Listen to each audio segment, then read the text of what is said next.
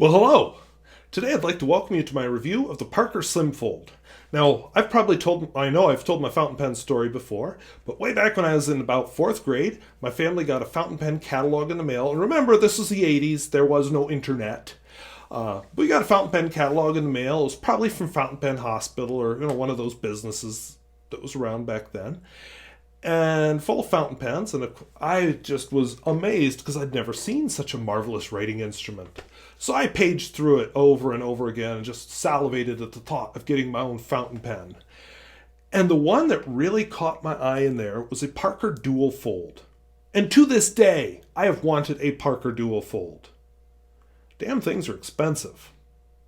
Well, before you, as a gift from a viewer, I have a Parker Duofold. So let's take a look at it.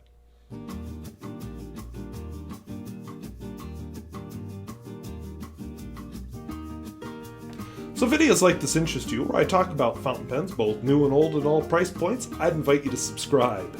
If you have a vintage pen like this that you can recommend to newbies to the vintage pen world, I would love for you to leave a comment, because I think that'd be a big help for our viewers. So let's take a look at the pen. So I said Parker Duofold, and you're looking at this and saying, well, let me tell you how this works. This is a UK pen. I don't believe this pen was ever issued in the United States. This pen is called the Parker Slimfold. It is related to the Parker Duofold. In fact, it's kind of the small version. It was added to the British Duofold line in 1958, and then they discontinued it for my birthday in 1975.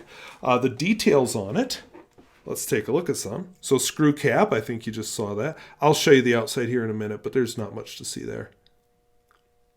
The nib, I thought that was a B. Oops, let's center it.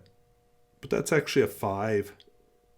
So Parker, 14 karat, England. The 5 means it's for the Slimfold. The cap finial should be green to match the barrel, but obviously it's been broken since then. If you want to get into vintage pens, this is a very low cost and quality one that you can find with a gold nib even at a relatively sensible price. So if you look on the outside, lots of feathers in the arrow clip, a little bit of design there in the ring on the cap. Otherwise, fairly plain and unremarkable barrel. It does say, let's see if I can pick it up on the camera. Help it out maybe with the autofocus. Parker Slimfold. Made in England. And I was looking for a date code on it. I couldn't find it. You can see, it's a used pen. It's not, I don't restore them the way Grand Mia pens would. I use them. I've showed you a close-up of the nib. There's the feed. Actually, I think that close-up worked better. Unscrew it. It's just an aerometric pen, just like a Parker 51. I hoped there'd be maybe something on this part, but no. Parker Pen Company Limited, London, England, Parker, and then instructions about how to fill it, which is squeeze here, but I won't because it's full of ink. I think you can tell it has a very quality feel, very quality plastic. I'm very happy with this pen.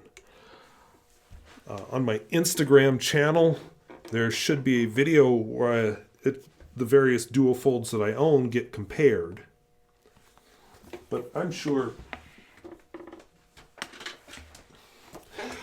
what you would like to see is, how does this puppy write?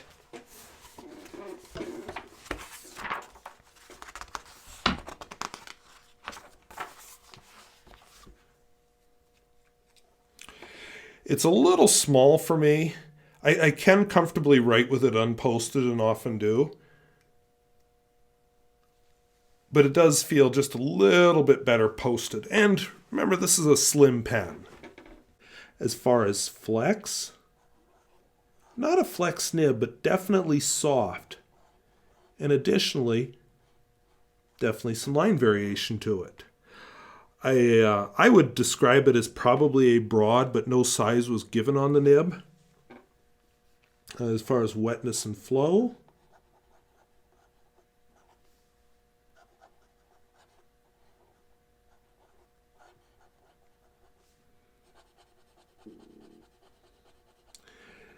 this writes like a champ. It never has trouble keeping up. If I felt like doing a smear test, and who doesn't once in a while?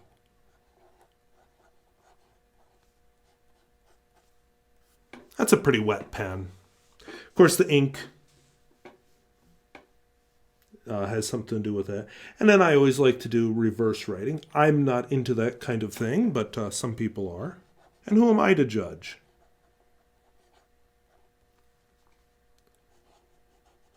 I'd call that a little bit scratchy, a lot scratchy, extra fine, and overall just disappointing. So let's do a longer form piece. I wonder if I have a nice quote that would be country appropriate. By which I mean the country where this pen was made.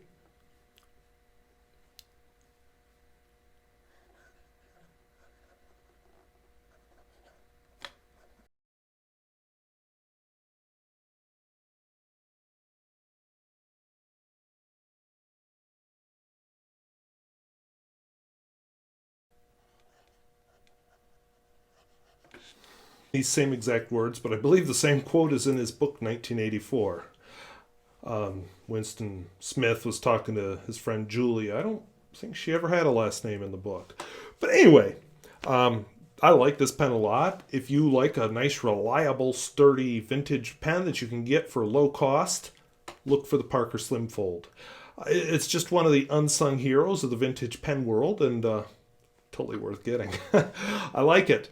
You'll probably see it in my rotation in pens in use. And I don't have much more to add. So, if videos like this interest you, where I talk about fountain pens, both new and old, and all price points, I would invite you to subscribe. And if you'd like to talk about the Parker Slimfold, other Duofolds, or unsung heroes of the vintage pen world, please feel free to leave a comment down below. So as always, I thank you for watching. We'll see you later. Bye-bye.